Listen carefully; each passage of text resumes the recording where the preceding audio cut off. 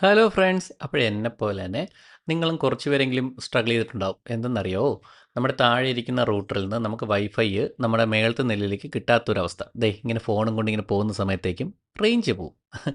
അത് നമ്മൾ പരിഹരിക്കാൻ വേണ്ടി നമ്മൾ റിപ്പീറ്ററും അതുപോലെ തന്നെ നമ്മളെ പഴയ മോഡത്തെയൊക്കെ നമ്മൾ എന്തായാലും റിപ്പീറ്ററായിട്ടൊക്കെ ഉപയോഗിക്കുന്നുണ്ടാവും. പക്ഷേ അപ്പോൾ വരുന്നൊരു പ്രശ്നം എന്തെന്ന് വെച്ച് കഴിഞ്ഞാൽ നമുക്ക് പിന്നെയും ഒരു വൈഫൈയുടെ പാസ്വേഡ് കൊടുത്ത് കയറണം. ഓരോ പ്രാവശ്യം മാനുവലായിട്ട് നമ്മളത് സെലക്ട് ചെയ്യണം. അങ്ങനെ കുറച്ച് പ്രശ്നങ്ങളുണ്ട്.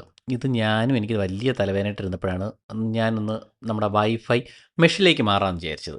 അപ്പോഴേക്ക് ഞാൻ മേടിക്കുന്നതെന്ന് പറഞ്ഞാൽ ടി.പി. ലിങ്കിൻ്റെ ഡെക്കോ എന്ന് പറയുന്ന ഒരു മോഡലാണ്. അതിൻ്റെ ഒരു സിംഗിൾ യൂണിറ്റാണ് ഞാൻ മേടിക്കുന്നത്. അപ്പോൾ ആ ഒരു യൂണിറ്റിൻ്റെ ജസ്റ്റ് ഒരു അൺബോക്സിങ്ങും അതിൻ്റെ ഒരു സെറ്റപ്പും ആയിരിക്കും നിങ്ങൾ ഇന്ന് വീഡിയോയിലൂടെ കാണാൻ പോകുന്നത്. അപ്പോഴിത് സിംഗിൾ യൂണിറ്റ് വരുന്ന ബോക്സാണ് കേട്ടോ.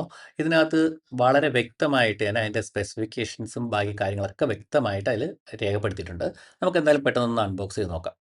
അപ്പോൾ നമ്മൾ ബോക്സിൽ നിന്ന് പുൾ ഓഫ് ചെയ്യുന്ന സമയത്തേക്കും നമുക്ക് കാണാൻ പറ്റുന്ന ഒരു വലിയൊരു ഡിവൈസ് നമുക്ക് കാണാൻ സാധിക്കും. തൊട്ടടുത്തായിട്ട് നമുക്കൊരു ബോക്സ് കാണാം. അതിനകത്ത് ചാർജറും നമ്മുടെ ഈഥർനെറ്റ് കേബിളും നമുക്ക് കാണാൻ സാധിക്കുന്നുണ്ട്. അപ്പോൾ നമ്മൾ അടുത്ത് ചെയ്യേണ്ട കാര്യം എന്ന് പറഞ്ഞാൽ നമ്മൾ ഡിവൈസിൽ പവർ കൊടുക്കുക എന്നുള്ളതാണ്. പവർ കൊടുക്കുക. അതിനുശേഷം നമുക്ക് 2 പോർട്ടുകളുണ്ട്.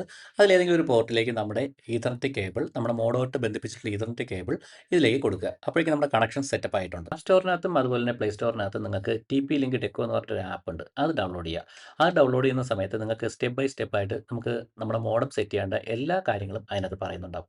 ഓക്കെ, അപ്പോൾ നമുക്ക് സെറ്റ് ചെയ്യാം. സെറ്റ് ചെയ്തതിന് ശേഷം ഞാനൊന്ന് എൻ്റെ സ്പീഡ് ടെസ്റ്റ് ഒന്ന് കാണിച്ചു തരുന്നത്. നിങ്ങൾ ഈ മെഷ് വൈഫൈ സെറ്റ് ചെയ്യുന്ന സമയത്ത് ഒരു കാര്യം കൂടി ശ്രദ്ധിക്കേണ്ടത് വേറെ ഒന്നുമല്ല, നമ്മുടെ മെയിനായിട്ട് വരുന്ന നമ്മുടെ റൂട്ടറിൻ്റെ പാസ്വേഡും യൂസർ നെയിം സെയിം തന്നെ കൊടുക്കാൻ വേണ്ടി ശ്രദ്ധിക്കുക. എങ്കിൽ മാത്രമേ നമുക്ക് സീംലെസ് ആയിട്ട് നമ്മുടെ സെയിം വൈഫൈ തന്നെ നമുക്ക് ഉപയോഗിക്കാൻ പറ്റത്തുള്ളൂ കേട്ടോ.